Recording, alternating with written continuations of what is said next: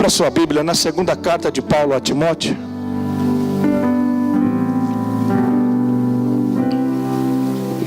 Segunda carta de Paulo a Timóteo. Nós vamos ler dois textos.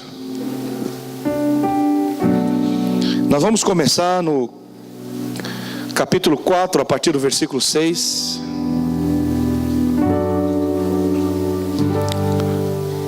Segunda Timóteo, capítulo 4, a partir do versículo 6. Quem achou, diga glória a Deus. Então vamos comigo. Ouça as palavras do velho apóstolo. Eu já estou sendo derramado como uma oferta de bebida. Está próximo o tempo da minha partida. Eu estou morrendo. Eu combati o bom combate, terminei a corrida e guardei a fé. Agora me está reservada a coroa da justiça que o Senhor justo juiz me dará naquele dia, e não somente a mim, mas a todos que amam a sua vinda. Timóteo, procure vir logo ao meu encontro, pois Demas, amando este mundo, abandonou-me e foi para Tessalônica. Crescente para a Galácia e Tito para a Dalmácia. Só Lucas está comigo. Traga Marcos com você, porque ele me é útil para o ministério. Enviei Tíquico a Éfeso. Quando você vier, traga a capa que deixei na casa de Carpo, em Trode, e os meus livros, especialmente os pergaminhos. Alexandre, o ferreiro, o latoeiro, causou-me muitos males. O Senhor lhe dará a retribuição pelo que fez. Previna-se contra ele, Timóteo, porque se opôs fortemente às nossas palavras.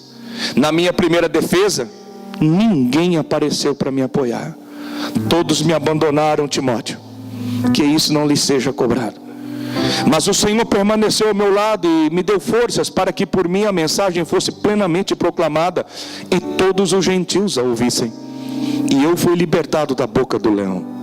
O Senhor me livrará de toda obra maligna e me levará salvo para o seu reino celestial. A Ele seja a glória para todos sempre. Amém. Saudações a Priscila, a Áquila e a casa de Onesíforo. Diga: a casa de Onesíforo. Erasto permaneceu em Corinto, mas deixei Trófimo doente em Mileto. Procure vir antes do inverno. Eubo, Prudente, Lino, Cláudio e todos os irmãos envio-lhes saudações. O Senhor seja com seu espírito. A graça seja com você. Diga amém. Volta no capítulo 1. Capítulo 1, versículo 15. 2 Timóteo, capítulo 1, versículo 15. É o último texto que nós vamos ler. 2 Timóteo, capítulo 1, versículo 15 diz: Você sabe, Timóteo, que todos da província da Ásia me abandonaram, inclusive o Fígilo e o Hermógenes, eram discípulos. O Senhor conceda misericórdia à casa de Onesíforo. Diga: a casa de Onesíforo. Porque muitas vezes ele me reanimou e não se envergonhou por eu estar preso. Ao contrário, quando chegou a Roma, procurou-me diligentemente até me encontrar. Conceda-lhe o Senhor que naquele dia encontre misericórdia da parte do Senhor, porque você sabe muito bem quantos serviços o Onesíforo me prestou na cidade de Éfeso. Diga amém. Eu queria rapidamente pensar com vocês um pouco desse cenário, da tensão que existe atrás dessas palavras. Eu sei que enquanto a gente lê esse texto, alguns ficam pensando como é que vai pregar nesse negócio, porque é muita despedida, nome, e um foi para um lado, outro foi para o outro foi enviado. Mas eu queria que você olhasse para essas palavras, para essas frases, e entendesse que são as últimas palavras de um apóstolo, pode-se dizer o maior de todos os apóstolos. Dos 27 livros do Novo Testamento, ele escreveu 13. Ninguém preparou mais pastores, presbíteros, ninguém fundou mais igrejas na igreja primitiva do que ele. Mas agora ele está velho, está doente, está cansado.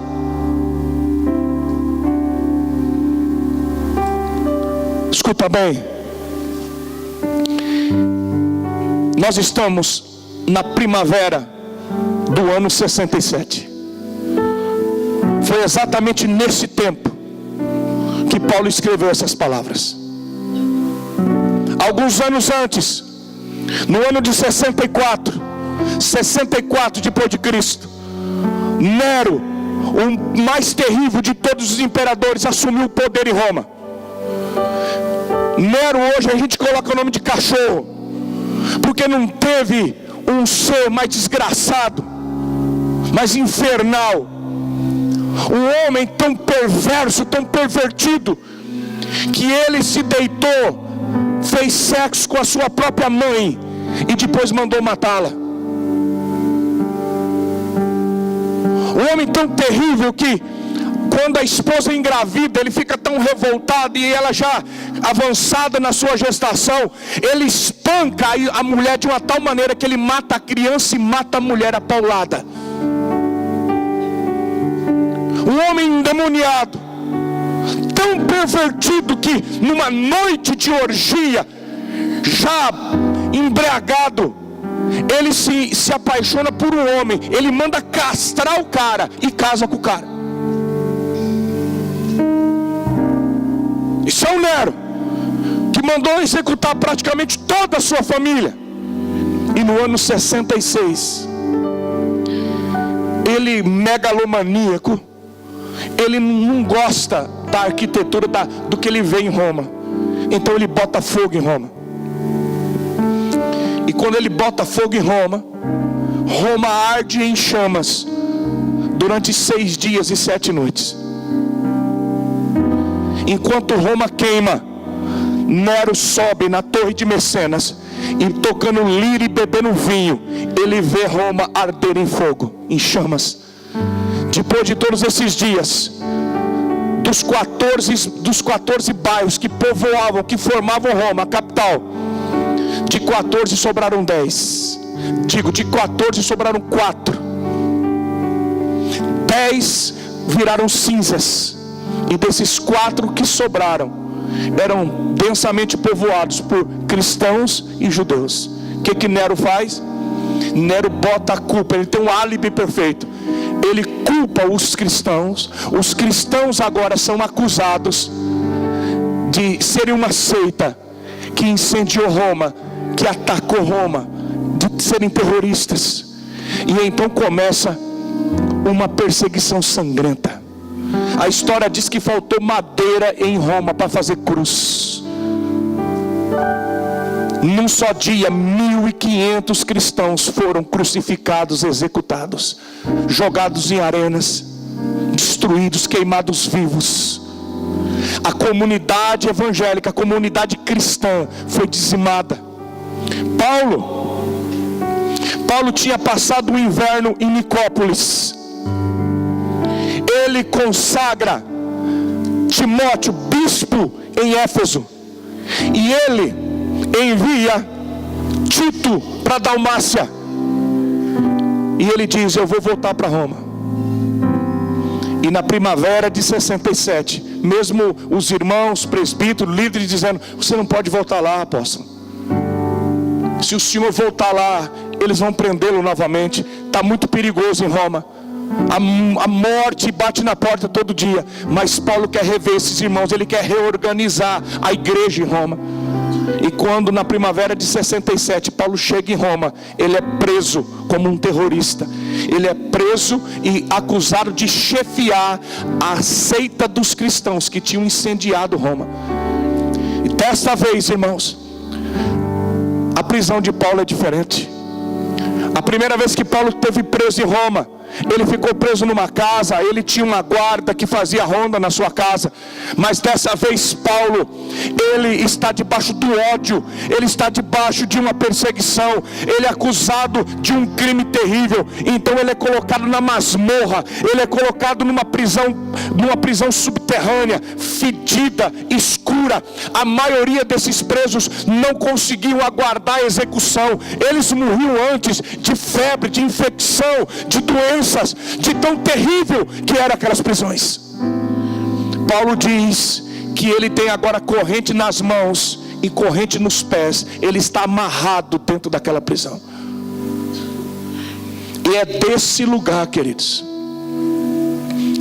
Paulo já tinha enfrentado a primeira audiência, e ele sabia que da segunda ele não passava, como de fato não passou. Na segunda ele foi executado. Ele sabia. É por isso que ele escreve essas palavras, e são palavras que têm um peso. Ele olha e ele diz: Timóteo, o meu fim está chegando. Ele diz: a minha vida está sendo derramada como uma oferta sobre o altar. Ele está dizendo: eu não saio daqui, eu sei que chegou o meu fim. Eu combati o bom combate, eu acabei a carreira, eu guardei a fé. São as últimas palavras de um homem que está no corredor da morte, cansado. E eu queria que você olhasse para as palavras desse homem, e que juntos nós aprendêssemos algumas coisas rapidamente. Primeiro, Paulo quer ensinar para Timóteo, para você e para mim, que a vida, ela é ambivalente. Diga comigo: ambivalente. Queridos, a vida transita numa mão dupla. É interessante que quando vai chegando o final, quando você passa por uma situação de crise, quando você passa por uma situação que você pensa que ali a tua vida pode acabar, você solta palavras, vem pensamentos de conjecturas, que é essa ambivalência. Eu não sei se em algum momento da tua vida você achou que ia morrer. Eu já. Em dezembro do ano passado eu fiz uma cirurgia desse ombro esquerdo meu. Eu fui aguentando, porque você sabe que homem só procura médico quando não aguenta mais. As mulheres são mais precavidas, mas o homem é um bicho meio atrapalhado. E quando eu não conseguia segurar o microfone mais. E aí eu fui no médico, ele frequenta a igreja, é um ortopedista, fiz os exames, tudo que tinha que fazer. Ele falou: pastor, o senhor tem que operar. Não tem o que fazer, é cirurgia. Eu já tinha feito 2 infiltrações. Ele disse: a cirurgia é simples, a gente vai ter que serrar um pedaço do osso, tem um desgaste, tá? Vai ter que fazer uma artroscopia. Mas é muito simples, pastor. Mas a gente tem que tomar as devidas precauções, porque o senhor sabe, uma cirurgia é que nem atravessar uma rua. A gente olha de um lado, olha do outro, mas tem um risco. Então a gente tem que se preparar. O senhor vai fazer uns exames, nós vamos conversar com a anestesista, vamos fazer tudo certinho. Mas fica tranquilo, pastor, é uma cirurgia meio demorada, mas vai dar tudo certo. E vocês sabem, irmãos, assim, a gente que é homem, a gente não tem medo, mas a gente tem um receio. Eu comecei a ficar meio receoso com a coisa, porque assim, eu nunca tinha feito exame na minha vida, nunca tinha tomado uma anestesia geral na minha vida, e eu fiz tudo o exame, conversei com o anestesista, e ele me explicou tudo, e foi chegando, e eu já fui me preparando, eu já avisei minha esposa: olha, meu bem, as coisas estão assim. Ela falou: mas pelo amor de Deus, você vai operar do ombro. Eu falei: mas eu tenho que me preparar. Se me acontecer alguma coisa, eu quero que você saiba, o negócio é assim. E eu fui no banco, eu deixo. O homem tem essas coisas. E aí eu me internei na Santa Casa na sexta-feira, 1h, a cirurgia está marcada às 3. E eu estou lá no quarto, naquela expectativa, eu e a Leia. Aí chegou uma enfermeira lá, da igreja, já conhecida, e uns 15 para 3 assim, me jogou um aventalzinho verde. Falou: veste, pastor, abertura para trás. Tem que arrancar tudo, pastor. Eu falei: tudo eu não arranco não. Falou: tem que arrancar tudo. Eu falei: eu vou operar do ombro, não é da próstata. Tem que arrancar tudo para quê? Falou: é tudo, pastor, porque vai que acontece alguma coisa lá na sala de cirurgia, nós temos que estar preparado para tudo. Aí eu já fiquei nervoso. Falei: gente, preparado para tudo. E aí eu botei aquele bendito, aquele aventalzinho, abertura para trás. Aquilo não é de crente, aquele negócio. Eu sou pentecostal, irmãos. Aquele negocinho assim mini, e eu me cobria daqui, descobri ali. Eu fui, deitei naquela maca, e aí a enfermeira pegou e saiu me arrastando com aquele trem, e vai, corredor, e eu segurando. Chegou numa sala de cirurgia, assim, uma luz fraquinha. Ela me deixou sozinho. Ele falou: daqui a pouco o anestesista, o doutor vem. Quando eu fiquei sozinho ali, eu me senti como Paulo dentro daquela prisão. Começa a passar 1000 coisas na cabeça da gente. Eu sei que muitos aqui já passaram por isso. E sabe o que é interessante? Que o primeiro pensamento que vem é ruim. Só vem coisa ruim na cabeça da gente. Só vem coisa que não presta. Você começa a lembrar de coisa triste. Olha Paulo, irmãos. Paulo, ele escreve para Timóteo, diz: Timóteo, o Fígelo e o Hermógenes, os 2 discípulos, faziam MDA comigo. Os 2 me abandonaram.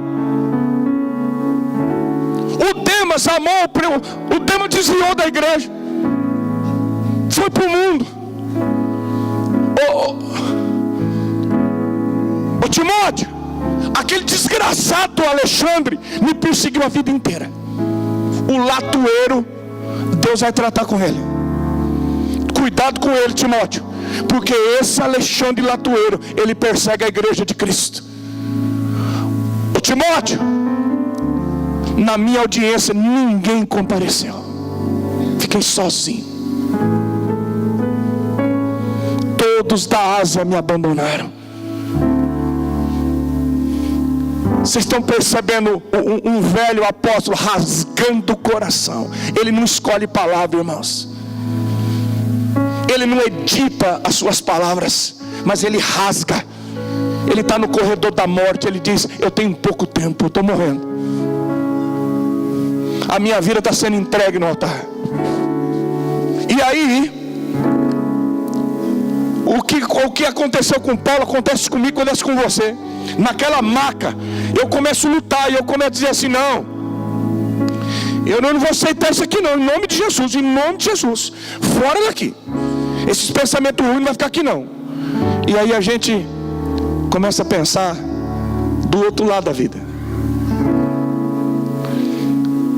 Eu fiquei pensando na minha esposa que estava no quarto me esperando.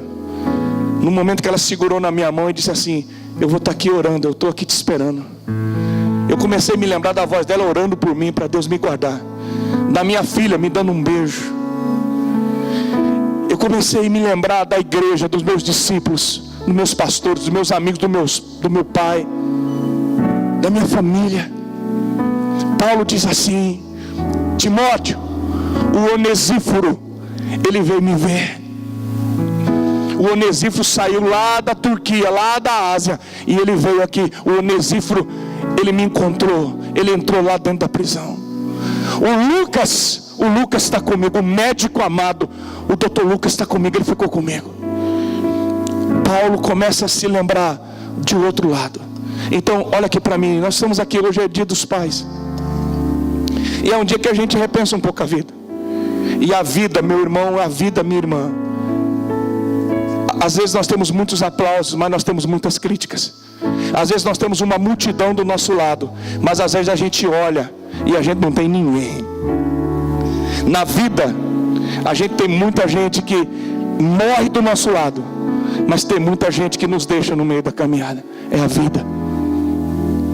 Mas tem algo aqui na vida desse apóstolo, aqui nessa carta, que me inspira demais. É que eu olho para o Paulo, e o Paulo tinha tudo para ser um cara amargo. O Paulo já está velho, está doente, ele não precisa provar mais nada para ninguém, já abriu igreja, já escreveu 13 cartas da Bíblia. Ele já ganhou multidões para Jesus. Ele já apanhou, já sofreu naufrágio. Se tinha um homem que não precisava provar mais nada para ninguém, era o Paulo. E era, irmão, depois de tanta traição, de tanto abandono, era para o Paulo sentar assim. Vou sentar aqui. Era para o Paulo sentar naquela pedra daquela prisão cheia de lodo, fedida. Ele sentar assim naquela pedra e dizer assim: sabe, igreja, deixa eu morrer quieto. Me deixa aqui. Todo mundo me abandonou mesmo. O que eu tinha que fazer eu já fiz. Não vou mandar mais WhatsApp para ninguém. Vou sair do grupo, hein? Vou sair do grupo. Vou cancelar minha conta no Face. Deixa que eu estou morrendo mesmo. Mas eu olho para Paulo e eu vejo um velho apóstolo de cabelo branco, cheio de vida. Um homem que termina a vida e o ministério com o coração aberto, limpo. Um homem que termina a vida gostando de gente. Como é que o senhor sabe disso, pastor? Porque ele pega, irmãos, ele diz assim: vou mandar um WhatsApp para o Timóteo.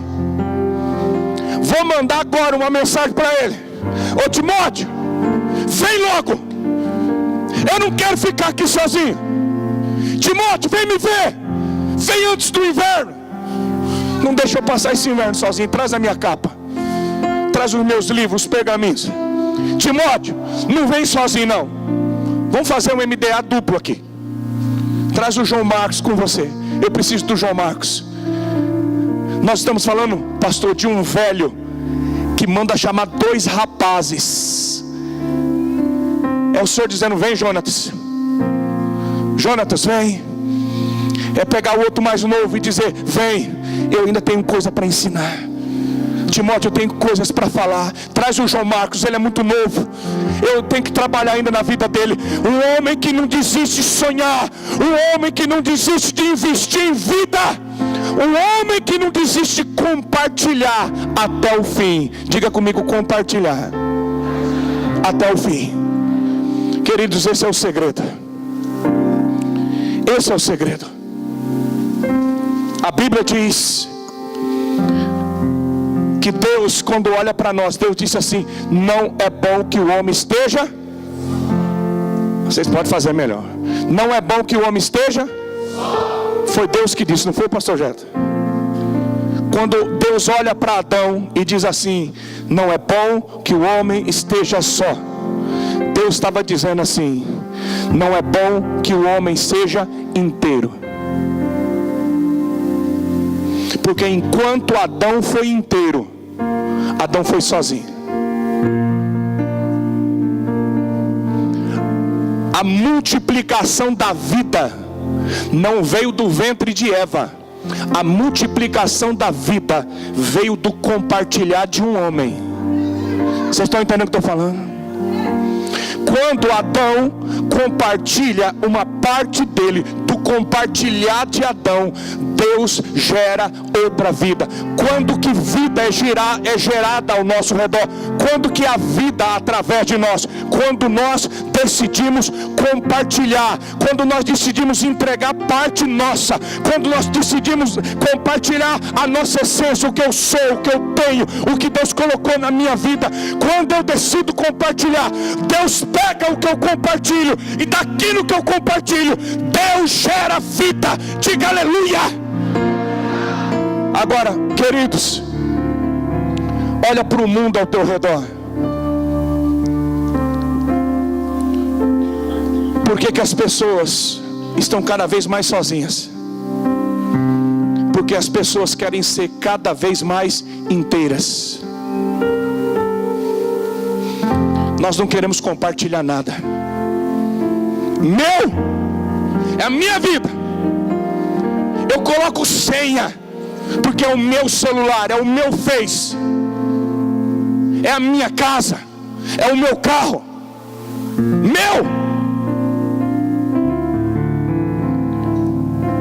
Tem famílias que estão dentro de casa, mas eles não compartilham nada.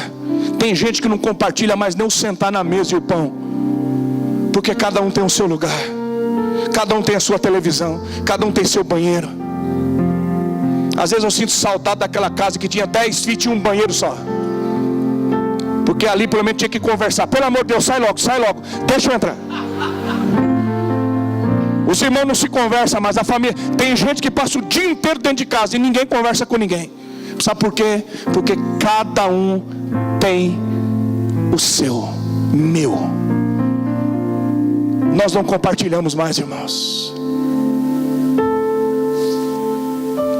E é por isso que a vida tem se esvaído de nós. Cada dia que passa, nós somos pessoas mais inteiras. E é por isso que o mundo está cada vez mais só. Mas o Deus vivo disse assim: não é bom que você seja inteiro. Por quê, pastor? Eu disse aqui de manhã, eu vou repetir. Me diga uma coisa que Deus tem que é inteira.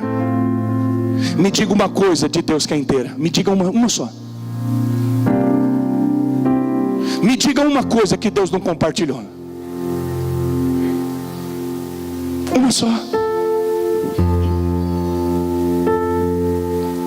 Deus criou o céu e a terra.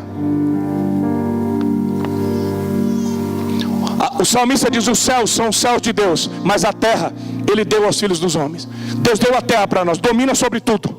O céu era dele. Aí eu fico pensando que um dia Deus olha para o Espírito Santo, para Jesus, e diz assim: essa casa é grande, né? Está tão grande essa casa aqui. Essas mansões de ouro aqui, é tudo tão lindo. Essas portas de pérola. Você tem noção como é que é a casa de Deus, irmãos? Você tem noção como é que são as mansões celestiais? Eu lembro que a gente cantava, né? As mansões celestiais, todas feitas por Deus. Céu, lindo céu, céu, lindo céu. Eu vou pro céu, lindo céu, com Cristo vou morar no lindo céu. Quanto já tem um lugar nessa mansão celestial aqui? Quanto já tem um lugar lá? Meu irmão, Deus olhou para você e para mim e disse assim: eu vou compartilhar a minha casa com você. Deus abriu as portas das mansões. Mansões de ouro, mansões eternas. O pai decidiu abrir a casa dele para os filhos. Meu irmão, isso faz meu coração disparar. Porque um dia ele vai olhar para você e para mim e vai dizer: vinde bendito de meu pai, vocês vão compartilhar essa casa comigo. Nós vamos morar em mansões de ouro.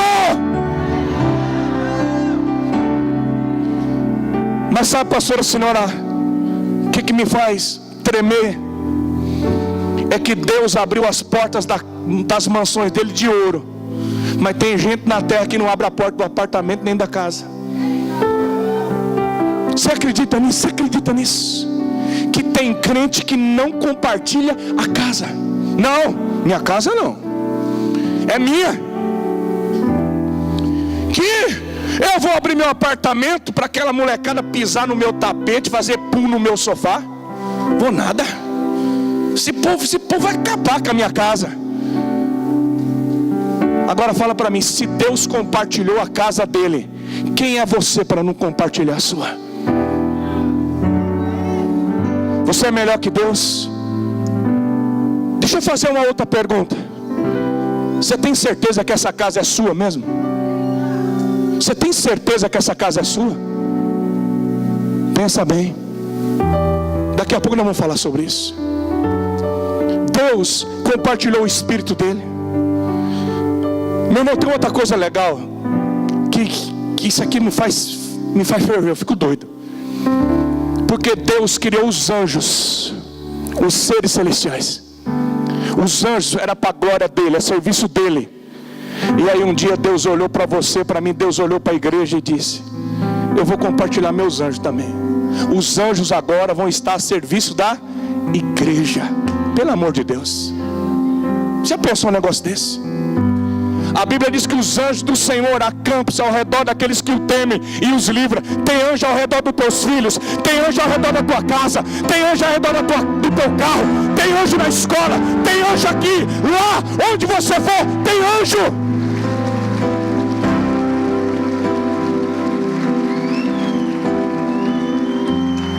Eu não sei se você já teve algum livramento de anjo. Eu tenho cada um, irmãos. A gente estava voltando de Botsuana, eu e o pastor Domingos.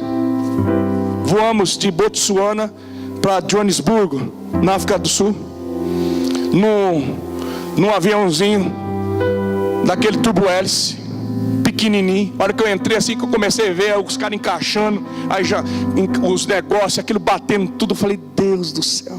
Eu falei: esse vai ser o DC-3, sobe 30, desce 3. Mas nós já subimos orando, porque você sabe que quando você entra no avião, você ora. O cara ora. Eu já subi ali, me ajeitei. E quando nós subimos assim, a gente já subiu e já viu o negócio preto, a nuvem negra, tempestade. E o capitão já falou assim: ó, é o seguinte, a viagem vai ser uma viagem turbulenta, difícil. Nós estamos indo rumo a uma tempestade, mas vai dar tudo certo. Nós estamos ali, irmão, mas o negócio não deu certo. Eu não sei se você já entrou dentro de um negócio negro, que você olha de um lado do outro, só raio de um lado, e o avião fazia assim, ó. Foi, quando é 1 minuto, 2 minutos, 5 minutos, 10 minutos, ainda dá. Mas você sabe o que é 1 hora? Chega 1 hora de sofrimento, não tem mais onde você segurar, mala caindo para todo lado, gente chorando, criança gritando, tudo que é oração em todas as línguas que você pensar, o povo fazia. Irmão, mas teve um momento que o pastor Domingos olhou para mim. Ele disse: você está sentindo, Jetro? Eu disse: estou, pastor. Eu sei que vocês acreditam, porque nós não somos moleques para ficar inventando história. Eu sei o que nós estamos falando aqui. Irmão, nós olhamos para fora do avião assim, e os demônios estavam em volta do avião. Pastor Domingos disse: os demônios, os espíritos de morte estão ao redor desse avião, gente. Ele olhou para mim e disse: é guerra, meu filho. Irmãos, eu, com toda sinceridade, já falei para vocês, a gente não tem medo, mas um receio muito grande foi naquela hora. Eu estava com tanto receio que eu não orava em português, pastor, se não orar. Eu não tinha palavra, eu queria orar, não sabia que eu estava orando. Eu falei: então agora é só em línguas. Eu já comecei comecei a orar em língua. Falei: vou orar no Espírito, que o Espírito Santo agora vai interceder por mim com gemidos inexprimíveis, super exprimíveis.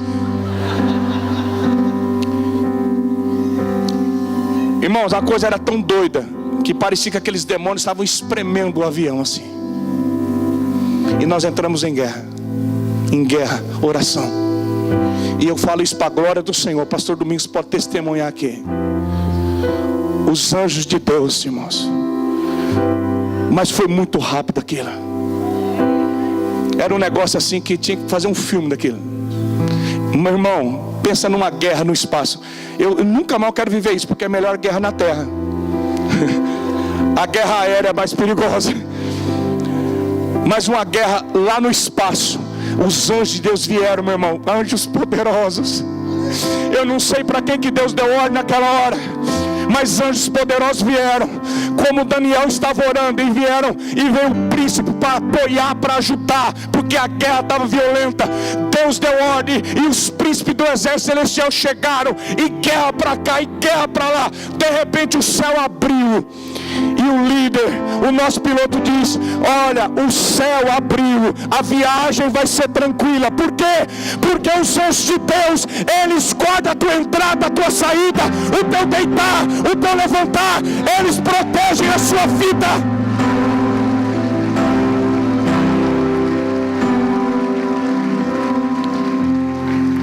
Deus compartilhou tudo, mas faltava uma coisa. Só tinha uma coisa que estava inteira no céu. Só uma. Deus já tinha dado tudo, mas Deus olhou para o único filho dele. O pão da vida estava inteirinho,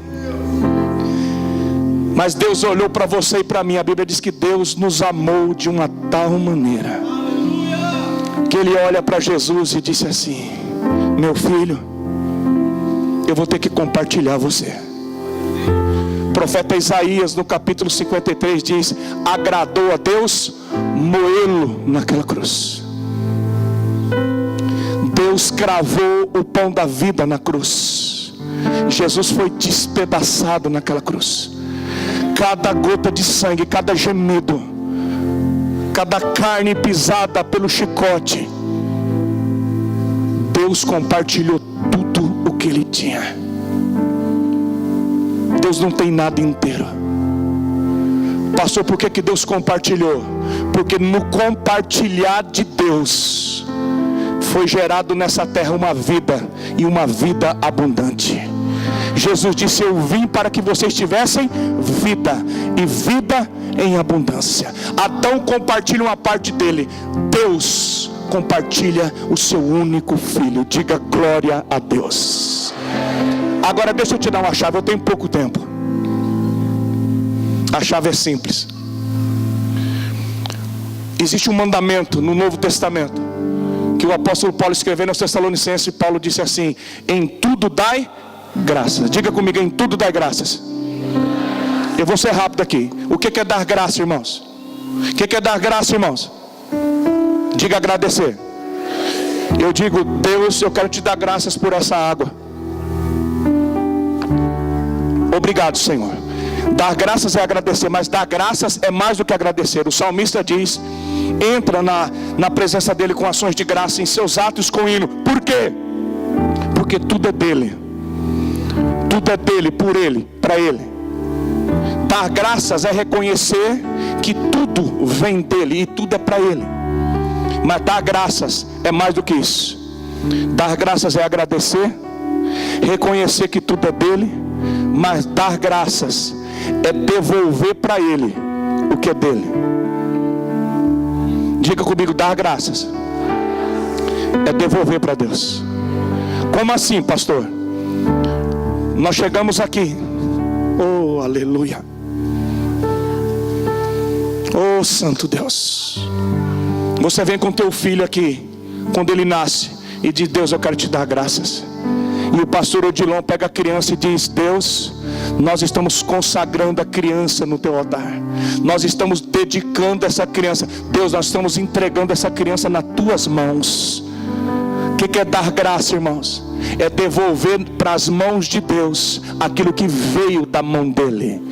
Você ganha um carro, você compra um carro e diz: Deus, eu quero te agradecer por esse carro, eu te dou graça por esse carro, mas eu estou te entregando o carro agora, Deus. Esse carro é teu, meu Pai, guarda a minha entrada, a minha saída. Deus, o Senhor me deu essa casa, eu te dou graça pela minha casa, mas eu estou te entregando a minha casa agora. Protege a minha casa, sustenta a minha casa.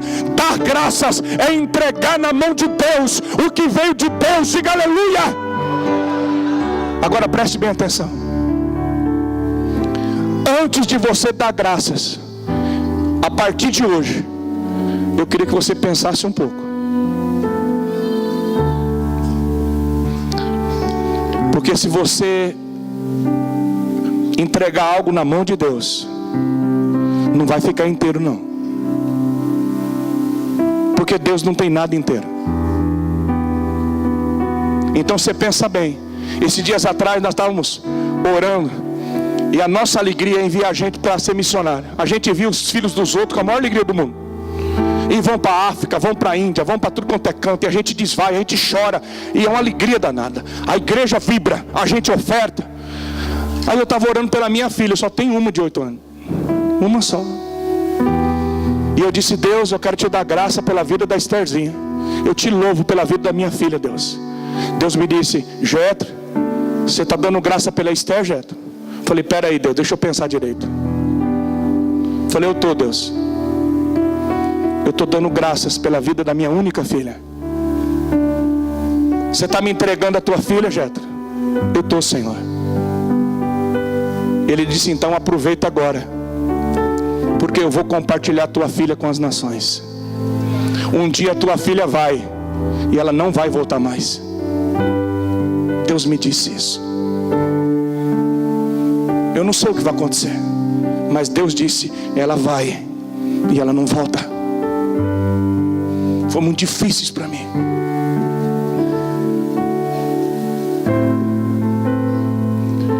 Mulher, se você der graça pelo teu marido, Deus vai compartilhar teu marido. Se você der graça pela tua esposa, Deus vai compartilhar a tua esposa. Tem muita gente que deixou de ser líder de célula. Tem muita gente que deixou liderança na igreja. Porque só quer saber de igreja, só quer saber de trabalhar para Deus. Você quer a tua esposa inteirinha para você, é isso? É isso? Então não entrega na mão de Deus não. Porque se você quer alguma coisa inteirinha, entrega na mão do diabo. Porque só o diabo tem coisa inteira, Deus não tem. Se você entregar teu coração para Deus, Ele vai compartilhar teu coração. Vamos terminar. Nesses próximos 15 minutos, eu quero pregar sobre o que eu vim pregar. Eu quero falar sobre o Onesíforo. Diga Onesíforo. Fala Onesíforo. Meu irmão, nunca mais você vai esquecer esse nome. Não coloque esse nome em fim, não, pelo amor de Deus. Porque tem pai e mãe que não tem dó de criança. Onesíforo é maravilhoso, mas não dá para colocar esse nome, não é? O Onesíforo, irmãos, ele aparece aqui nesse nosso texto. E Paulo faz questão de escrever não só no capítulo 1, mas também no capítulo 4, fechando. E olha só o que Paulo diz. Escuta, só para você recordar. Ô Timóteo, você sabe que todos da província da Ásia me abandonaram, inclusive o Fígelo e o Hermógenes.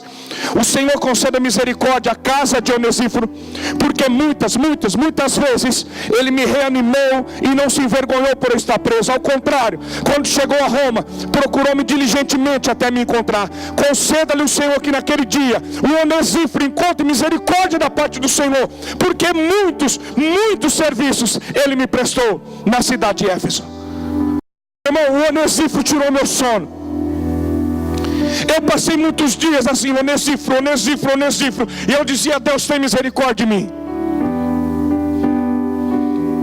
O Onesíforo, ele me fez repensar a vida. Paulo diz que o Onesíforo muitas vezes reanimou. No original essa palavra é recrear. Quando é que isso explodiu dentro de mim? Eu fui buscar minha filha na escola o ano passado, e eu queria assim ter um papo cabeça com a minha filha. E ela entrou na caminhonete e eu disse assim: ô filha, qual é a parte da escola que você mais gosta? Ela falou: recreio, papai. Mas não era isso que eu queria ouvir dela. Eu queria ouvir dela assim, qual é a matéria que ela acha mais interessante, qual é a parte da aula. Mas eu perguntei de qualquer jeito, ela respondeu na lata: qual é a parte da escola que você mais gosta, Estherzinha? Eu gosto do recreio, papai. Aí eu dei risada e disse: eu também, filha. Porque, irmãos, vocês se lembram do recreio? Era tudo de bom.com, não é? Gente, o recreio era maravilhoso demais. A gente brincava, ninguém saía da sala primeiro que eu. Primeiro que eu queria comer mais merenda que os outros. A hora que tocava o sinal eu já abria. E eu queria comer logo, porque eu queria brincar, eu queria estar com meus amigos. O recreio era demais. Mas não é só quando você é pequenininho. Você vai para o colegial, você vai para o ginásio, e aí você está tendo aquelas aulas que você aprende aquelas coisas que até hoje você não sabe o que você aprendeu, né? Você tem aquelas aulas de matemática, trigonometria, e aquilo vira um nó na cabeça. Aula de ciência, você tem que decorar o número de massa da tabela periódica, e aquilo vai fervendo, de repente...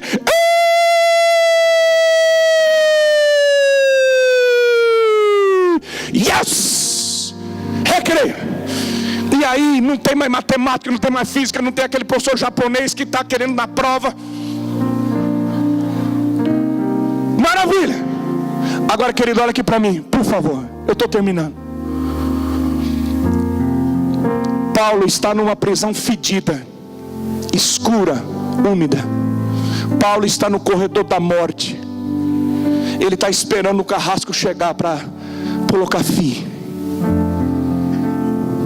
Paulo está num lugar úmido, fétido.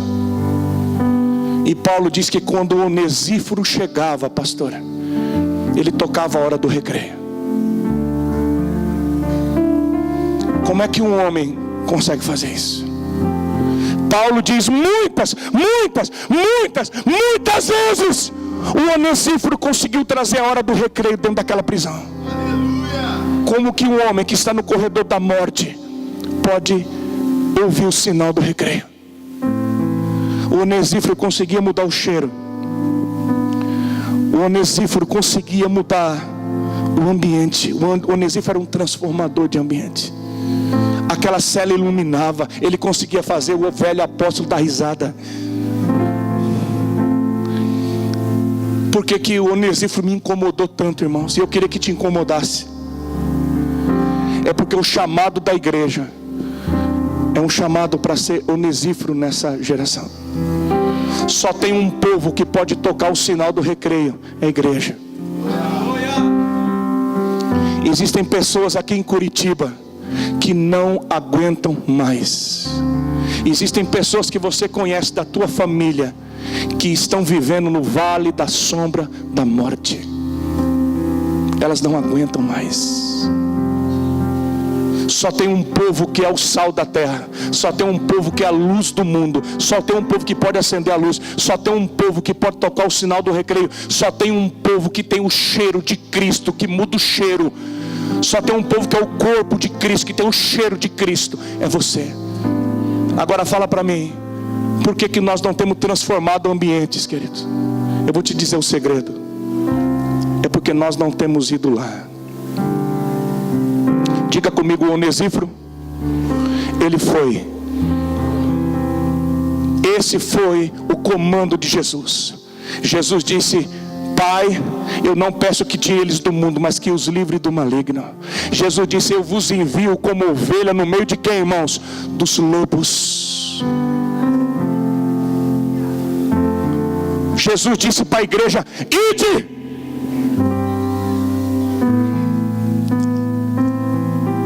Jesus disse para a igreja: você tem que ir. Eliseu pegou o sal e colocou na fonte da morte. Jesus diz: ei, eu vos dou poder e autoridade para pisar o diabo, para pisar serpente, escorpiões e todo o poder do maligno. Onde que isso vai acontecer, queridos? É aqui dentro. É aqui. Não, eu vou lá domingo à noite lá na igreja, antes do café colonial, eu vou pisar uma serpente, um escorpião. Eu vou pisar o diabo lá na igreja Shalom. É aqui que você pisa serpente e escorpião? Não, senhor. Aqui não. Onde é que a igreja tem que ir? Eu disse de manhã, eu vou repetir. E antes disso, antes de você fechar teu coração para esse pregador, repense um pouco. Porque a igreja está desesperada para ir para o céu. Olha aqui para mim. A igreja está desesperada para ir para o céu. Mas Jesus enviou a igreja para o inferno. Eu vou repetir. Jesus enviou a igreja para o inferno. Como assim, pastor? Jesus disse: eu vou edificar a minha igreja, a igreja que Jesus edifica. Jesus disse: eu vou edificar a minha igreja, e as portas do inferno não prevalecerão contra ela. É por isso que Ele te dá poder para pisar serpentes, escorpiões, o poder do diabo, porque você vai entrar lá, você vai quebrar a porta do inferno, você vai entrar lá nas prisões.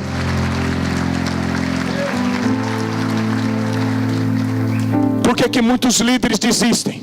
Ai, pastor, eu vou abrir mão da minha liderança, eu não estou conseguindo mais, o diabo está tão furioso. Que dia que o diabo ficou bonzinho, irmão?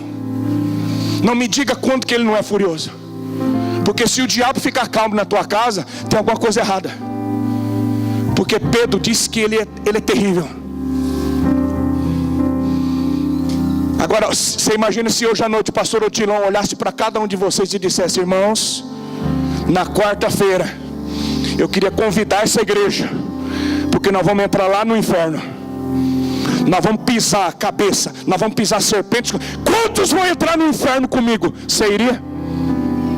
Você vai lá dentro da prisão fedida? Não é mais fácil ficar dentro de um templo com ar-condicionado, irmãos.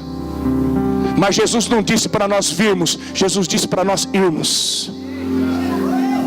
Não tem problema nós estarmos aqui, mas a missão da igreja não é frequentar a igreja.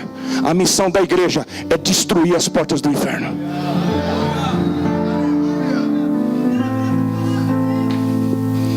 O Onesíforo saiu da Ásia, atravessou o oceano e chegou na Europa até encontrar Paulo.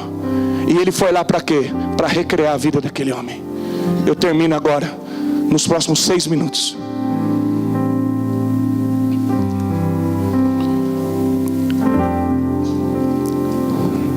No outono de 67, quando Paulo vai para a sua segunda audiência, ele é condenado à morte e o carrasco arranca a cabeça dele. No mesmo ano que Pedro foi crucificado de cabeça para baixo. E a história diz que o Onesíforo ficou ao lado de Paulo até o final. Sabe o que a igreja está precisando, irmãos? De Onesíforos. Paulo diz assim: todos da província da Ásia me abandonaram.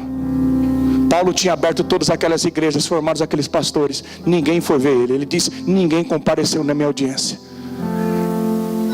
Quando Onesíforo conheceu Paulo, Paulo ainda era muito novo. Paulo estava na capa dos livros, da revista. Todo mundo queria tirar foto com ele para sair no Facebook. O Onesíforo levou Paulo para a casa dele. Mas agora, o Paulo não está mais pastoreando igreja nenhuma.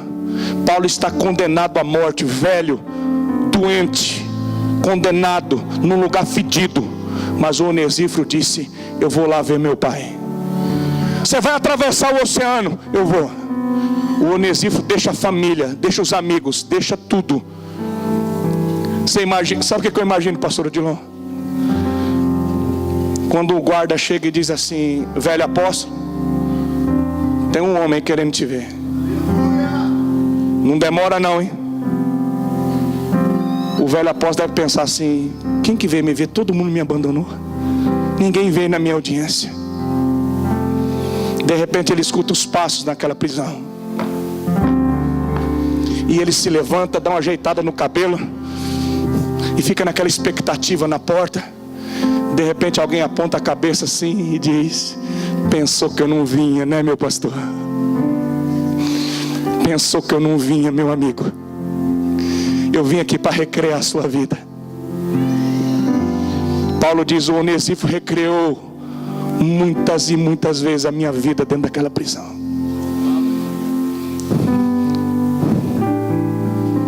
Por quem que você faria isso? E quem que faria isso por você? Termino dizendo o seguinte: no final do ano passado, em novembro, é uma história muito simples, mas que move meu coração. Nós temos a imersão em Marília, já teve aqui também. E no final do culto, no domingo, um homem de cadeira de roda, ele não tem as duas pernas, não tem a metade dessa mão, e só tem uns tocos de dedo assim. É um pedaço de gente. Ele fumou durante 42 anos. E teve trombose nas pernas, na mão. Ele sofre muitas dores. E um líder de célula, um pedreiro, ganhou ele para Jesus, levou para a igreja, carrega no colo, coloca no carro. É um negócio lindo. E em novembro ele chegou para mim e disse assim: olha, o meu líder foi participar da imersão e gostou muito, e eu quero ser líder de célula também. Eu já sou co-líder e eu queria ir na imersão. Irmãos, esse homem, eu conheço a história. Ele tinha sido um milagre. 2 dias antes dele batizar, ele foi completamente livre, porque mesmo aquele estoco, ele fumava que nem uma caipora, bebia no boteco. Era um demônio. E ele disse: pastor, ora por mim. E a célula orando, todo mundo orando. 2 dias antes do batismo, ele foi completamente livre. Ele vai para os botecos na rua, onde ele vai testemunhando. Ele é alegre, é cheio do Espírito Santo, é demais. E eu olhei para ele e falei: não, eu vou conseguir uma vaga para você. A imersão começava na terça, era domingo. E eu estou conversando com ele, de repente eu parei e disse assim: ô Cidinho, mas a tua mulher vai poder ir com você na imersão? Ele disse: não, minha mulher é empregada doméstica, não dá para ela ir. A gente precisa disso para viver. Eu disse: Cidinho, quem que vai dar banho no você, filho? Quem que vai te ajudar no banheiro, te colocar no vaso? Quem que vai te ajeitar, te ajudar a limpar? É um homem, é muito difícil. Ele baixou a cabeça, olhou para mim e disse: ah, pastor, desculpa, às vezes eu esqueço que eu sou aleijado. Ele era motorista de caminhão. Eu falei: cara, desculpa aí, né? Baixou a cabeça, foi embora. E eu, culto domingo à noite, eu cheio de gente para atender. Eu fui embora. Quando eu estou indo para casa, aquilo bateu na minha consciência. Eu disse: meu Deus, o que eu posso fazer? O que a gente pode fazer pelo Cidinho? Mas esqueci. Fui segunda-feira para a igreja, era hora do almoço. O líder dele, o pedreiro, trabalha por dia, irmãos. Gente muito simples, muito pobre. Ele falou: pastor, posso falar com o senhor? Eu falei, entra aqui. Entrou no meu gabinete. Ele falou, o meu discípulo, meu filho, foi ontem falar com o senhor da imersão e ele chorou muito, ficou muito triste, porque realmente ele não tem condições de ir. Eu falei, Edivaldo, eu falei para ele, quem que vai ajudar ele? Ele falou, pastor, é por isso que eu estou aqui. O senhor sabe, eu já perdi uma semana de serviço, que eu já fiz uma outra imersão. Mas eu conversei com a minha esposa, conversei com os meus filhos. E se o senhor permitir, pastor, eu queria levar o meu filho para a imersão. Falei, Edivaldo, você vai ajudar ele a tomar banho, Edivaldo. Você vai ajudar ele no banheiro, Edivaldo. Falou, pastorzão, é o meu filho, pastor. Me deixa cuidar dele. E ele foi. E durante uma semana esse homem carregou o seu discípulo para cima e para baixo. E para a glória de Deus, está se preparando. Vai ser um grande líder de célula. Fique de pé essa noite.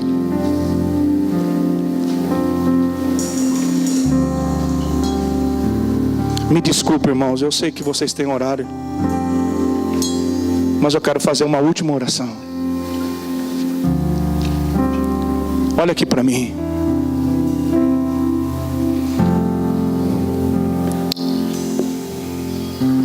A igreja está precisando de Onesíforo, pastor Odilon. A gente se esquece muito rápido das pessoas que foram Paulo na vida da gente. A gente se esquece muito rápido, irmãos, daquilo que as pessoas fizeram na nossa vida. Eu nunca pensei que segurar na mão da minha esposa, quando eu estava indo para aquela sala de cirurgia, ela segurou na minha mão e disse, deixa eu orar com você, meu bem. Irmãos, eu nunca pensei que a minha esposa segurar na minha mão fosse tão importante. A gente às vezes só dá valor nas coisas quando a gente chega no final, quando a gente passa por uma crise. Eu queria que nós terminássemos essa noite orando. Feche os seus olhos. Você consegue se lembrar de pessoas que foram Paulo na tua vida? Consegue? Você pode agradecer a Deus por elas? Você consegue agradecer por pessoas que foram Onesíforo? Gente que quando você mais precisou, chegou na tua casa, chegou no teu trabalho. Gente que veio de longe para te dar um abraço, para fazer uma oração por você. Você consegue colocar essas pessoas agora diante de Deus? Tem pessoas na tua família que precisam ouvir o sinal do recreio. Pessoas em Curitiba. E Deus tem chamado você para ser um Onesíforo nessa geração. Senhor, eu sei que palavras são muito limitadas para expressar o que está no teu coração. Mas o Senhor é um Deus que tem poder de ir além das minhas palavras, das palavras que o Senhor colocou na minha boca. Senhor, eu sei que o Senhor tem prometido, usado profetas e já dito que está trazendo um novo tempo sobre a vida desta igreja. Senhor, essa igreja tem um chamado para ser Onesíforo, Senhor. Há um chamado de serviço nessa igreja. Eu sinto uma unção de amor nessa igreja. Mas o diabo, Senhor, tem feito de tudo, Senhor, para fechar o coração de pessoas, de líderes. Alguns têm se esquecido. Alguns se esqueceram do que Deus já fez. Alguns se esqueceram daquilo que Deus já derramou. Alguns têm fechado o coração. Alguns têm desistido da liderança. Mas o Senhor me traz aqui como profeta. E eu te peço, levanta Onesíforos nesse lugar, Senhor. Desperta chamados aqui. O chamado profético dessa igreja. Muda destino, Senhor. E cura corações aqui nesse lugar. Em nome de Jesus. Se você recebe, diga amém. Eu quero te dar 1 minuto. Tem alguém perto de você que já foi Paulo ou foi Onesíforo? Eu queria que antes de você sair, o pastor Odilon vai dar os detalhes finais, mas antes de você sair daquela porta hoje, que você pudesse ir atrás do Paulo na tua vida, atrás do teu líder, do teu pastor, do teu líder de célula, do teu pai, da tua mãe, do teu amigo, e dizer, cara, eu preciso te dar um abraço hoje, porque o tempo vai passando, irmãos, e a gente vai protelando as coisas. Tem gente aqui hoje que precisa ouvir o sinal do recreio. Você pode abraçar alguém perto de você, em nome de Jesus.